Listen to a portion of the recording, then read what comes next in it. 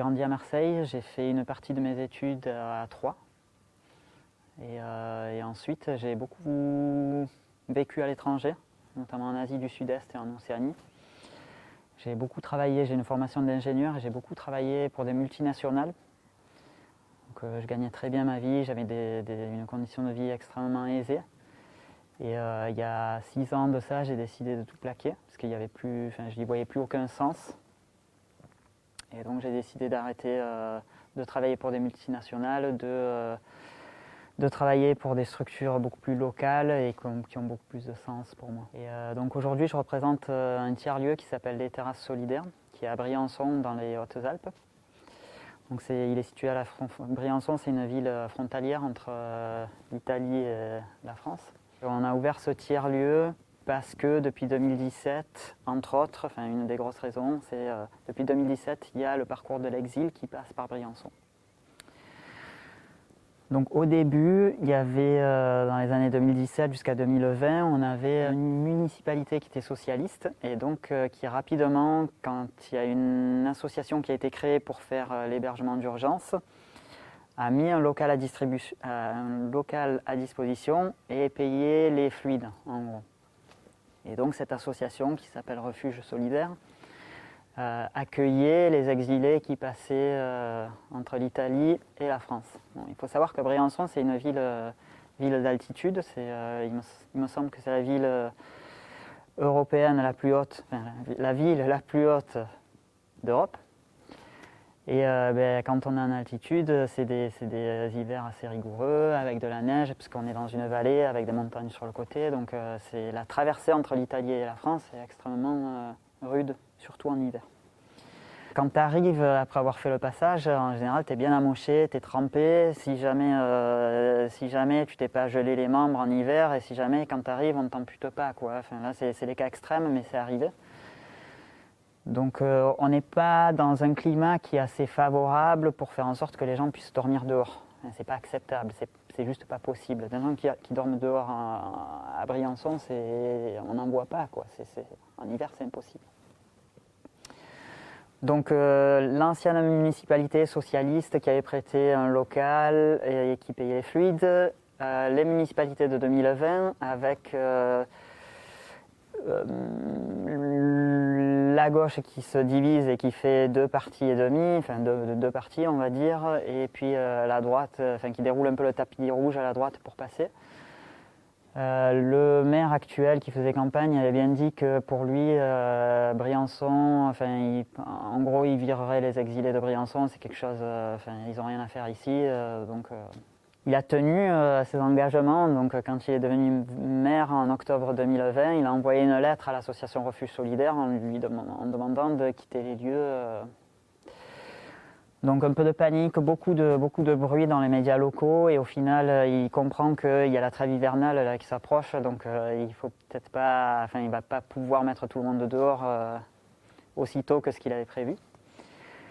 Mais voilà, l'association Refuge Solidaire qui fait l'accueil d'urgence, eux ils se sont dit ok, on sait qu'on doit partir maintenant, donc ils ont réfléchi, ils se sont mis avec les acteurs locaux de la solidarité. Et ils ont réfléchi et ils se sont dit, voilà, qu'est-ce qu'on fait maintenant? Est-ce qu'on fait une maison des migrants? Est-ce qu'on achète? Est-ce qu'on n'achète pas? Quels moyens est-ce qu'on a pour faire quelque chose? Comment on se retourne? Donc il y avait déjà des pistes de financeurs qui étaient prêts à mettre un peu d'argent sur la table pour acheter un local. Et donc il y a eu toute cette réflexion de se dire, est-ce qu'on crée la maison des exilés ou est-ce qu'on crée quelque chose autre? Et au final, ce qui a primé, c'était de créer un tiers-lieu. Donc un tiers-lieu qui a une composante accueillante, donc cette composante-là qui serait gérée par Refuge Solidaire, l'association Refuge Solidaire, et d'autres composantes de l'économie sociale, solidaire et écologique. Pour faire bref, il y a eu la tentative d'un lieu qui était assez magique. C'est le lieu qui était vraiment un peu parfait, avec beaucoup de bâtiments, beaucoup d'espace, des projets d'insertion professionnel via l'agriculture, vraiment un lieu assez chouette. Et au final, le maire de la commune a posé son veto à ce que le bâtiment soit acheté pour cet objet-là, par peur par lobby de son électorat d'extrême droite. Donc voilà, ça s'est passé comme ça. Donc il y a eu une solution de repli qui a été le second lieu, là où on habite maintenant, qui s'appelle historiquement Les Terrasses, qui est un ancien sanatorium, clinique sanatorium. Et donc il y a eu l'achat de ce lieu par une société civile immobilière, où il y a 2 grosses fondations qui ont financé. Il y a une famille qui a mis pas mal d'argent aussi, et il y a 34% du million d'euros qui a été mis sur la table pour acheter le lieu, qui a été mis par des citoyens comme toi, comme moi, qui ont mis des parts de 1 000 euros, ou pour ceux qui avaient moins de trésorerie, c'est des parts de 50 euros qui ont été agglomérées pour faire des parts de 1 000 euros, comme mon cas, parce que voilà, j'avais pas la trésorerie pour mettre 1 000 euros à ce moment-là. Donc il y a l'achat de ce bâtiment en juin, il y a une période de remise aux normes, parce que c'est un établissement qui reçoit du public, donc c'est très très normé. Donc c'est 200 000 euros qui sont encore levés, tout par des fondations privées, donc c'est que des privés, alors par des fondations ou par des locaux qui donnent 20 euros, 30 euros, 100 euros, 200 euros, pour qu'on puisse mettre ce local aux normes et puis fonctionner ensuite.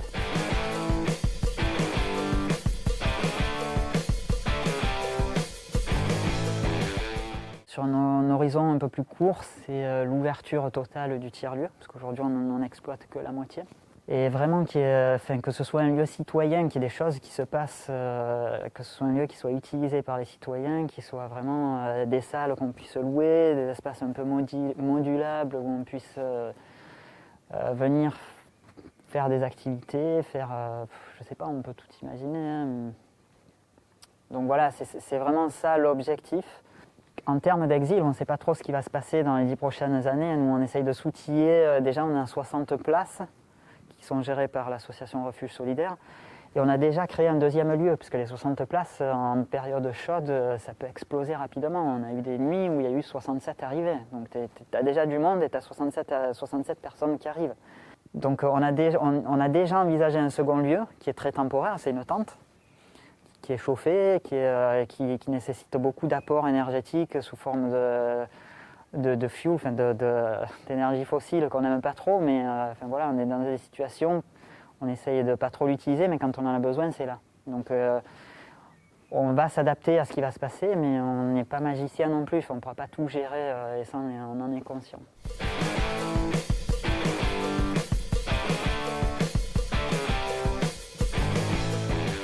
Une des difficultés qu'on a, c'est le financement, parce que c'est des financements privés, alors que ce soit des dons citoyens ou que ce soit des dons de fondations un peu plus costaudes.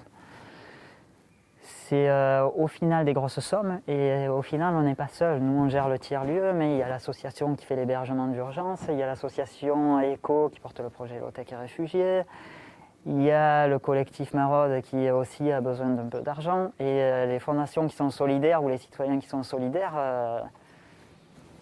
ils ne sont pas infinis. Donc en général, on tape à peu près tous et toutes aux mêmes portes, et puis on demande de l'argent pour nos activités. Et c'est ça la difficulté, c'est d'essayer de ne pas tous taper à la même porte et de ne pas tous vendre un peu le projet au sein du projet collectif, parce que rapidement on te dit « Ah oui, mais on a déjà soutenu cet acteur-là et cet acteur-là », donc on passe à d'autres territoires.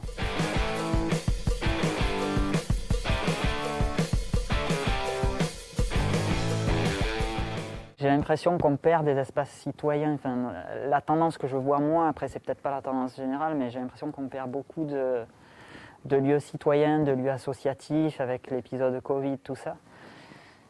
Et donc nous, à notre échelle, on essaie d'en créer un qui ne répondra pas à tous les besoins, malheureusement. On n'a pas cette vocation-là.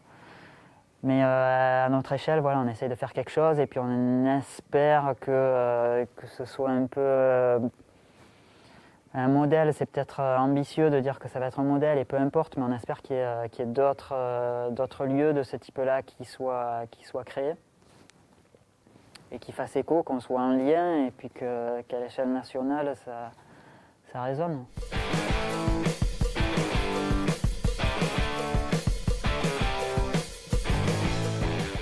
Alors les institutions, ça dépend lesquelles, c'est assez compliqué pour nous avec la municipalité locale, comme je le disais tout à l'heure. On ne se parle plus, enfin ils ne nous parlent plus. Aujourd'hui on discute avec des lettres avec accusés lettre recommandée avec accusé de réception. C'est le seul moyen de communication qui nous reste avec la municipalité. Au niveau de la préfecture, bon, on n'a pas trop lieu de leur parler, mais nos partenaires qui vivent dans les lieux, notamment Refuge Solidaire, ils ont des relations aussi très compliquées avec la préfecture. On a beaucoup de visites, que ce soit du Haut Commissariat à la migration, à l'EHCR, au commissariat aux réfugiés, qui viennent nous voir, les défenseurs des droits. On a eu la commission d'enquête sur les migrations qui est passée aussi par Briançon. Donc on a beaucoup. C'est un lieu qui est quand même assez visité des institutions pour comprendre un peu ce qui se passe sur le chemin de l'exil à Briançon.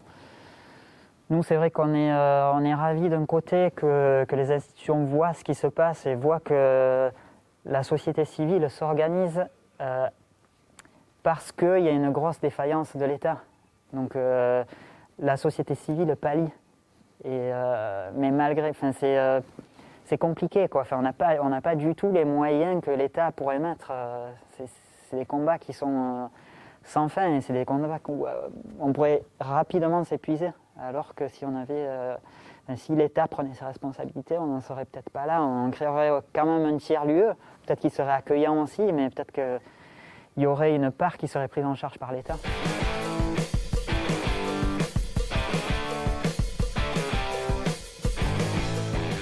Je suis assez enthousiaste en étant ici de voir qu'au final, peu importe la lutte qu'on a, peu importe le combat qu'on a ou l'objet de